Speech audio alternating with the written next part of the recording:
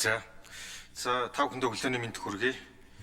За Монгол Улсын нэгдсэн төсвийн 2026 цаашлаад 27-оос 28 оны төсвийн төсөөлийн тухай бид нэр ярьж байна. Тэгэхээр ер нь дараагийн богино дунд хугацаанд дэлхийн эдийн засаг бас хаашаа чиглэж байгаа. За бүтээгдэхүүний үн бас хаашаа явж байгааг бид нэр заавал авч үзэх хэрэгтэй л дээ. Ер нь дэлхийн эдийн засгийн төсөөллийг аваад үзэхээр Дэлхийн банкны судалгаагаар бол дэлхийн эдийн засаг 25-26 онд бол нэг 2.7%-тай өснө гэж нэгсэндээ өөрсдийнхөө форкастаа бол бууруулсан дүр зураг харагдаж байгаа. За Европ нэг хувиар өснөө гэсэн нэгсэндээ өсөлтүүдийг бол ерөн цаашдаа буулгасан дараагийн 3 жилдээ тийм өнгөтэй дүр зураг бас харагдахгүй байна. Тэгэхэд за бидний төсөөлж байгаа бол дунд хугацаанд бидний дотоодын нэгтгэгдэх бодит өсөлт бол 6 цаашаа өсөөд эсрэгээрээ 6.5 6.5% өснө гэсэн ер нь бол нэлээд өөдрөг төсөөлтөй хараад байна л да. За бусад хөгжиж буй Монголтой ойролцоо орнуудын дараагийн 3 жилийн дотоодын нэгтгэгдэх өсөлтийг харахаар нэг 4%-тэй л харагдаж байгаа юм л да. Тэгэхээр энэ нэлээд өөдрөг төсөөлтийг та бүхэн бас нэгдүгээрт юу гэж бодож байгаа вэ гэж асуумаар байна. За хоёрдугаарт яг Монгол Улсын засгийн газар талаас яг өөрийнхөө өрийн удирдлага бол сүүлийн 4-5 жил бол нэлээд сайн менеж хийж авч явсан.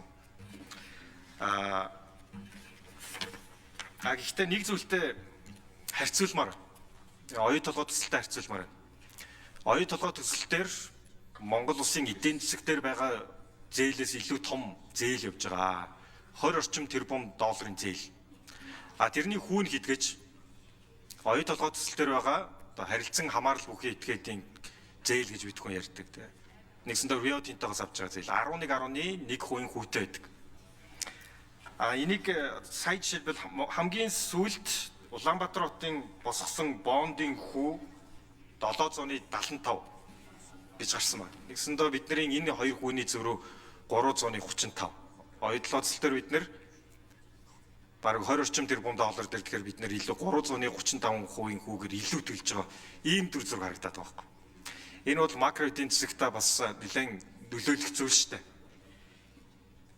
Ер нь оюун толгой төсөлтөр ч гэсэн зээлийн хүүг болон дахин авч үзэх 7 жил тутам дахин авч үзэх хувь нөлөөлөгчдийн зээлийн гэрээн дээр бол туссан байдаг. Тэр жил нь бол 2025 онд бас тохиож байгаа.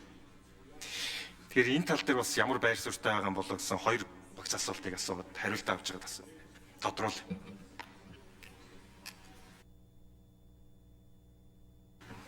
Заахан төмөрсөд хариулт өгье.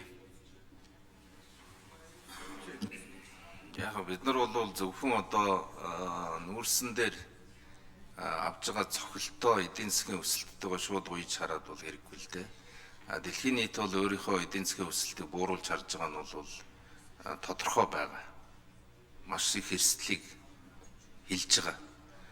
Жишээлбэл сая нэг 90 хоногийн хугацаанд Хятад улс Америк улстай хийх худалдааныхаа татварыг 115%-аар бууруулахад гарч байгаа эффект бол эргээд Хятадын эдийн засгийг 0.5%-аар өснө гэдэг ийм прогноз өгж байгаа юм. Юу гэсэн үг вэ гэхээр Англи Америкийн худалдааны хилцээрийн дараа бас тэр эдийн засгийн тооцоол хөдөлж байна.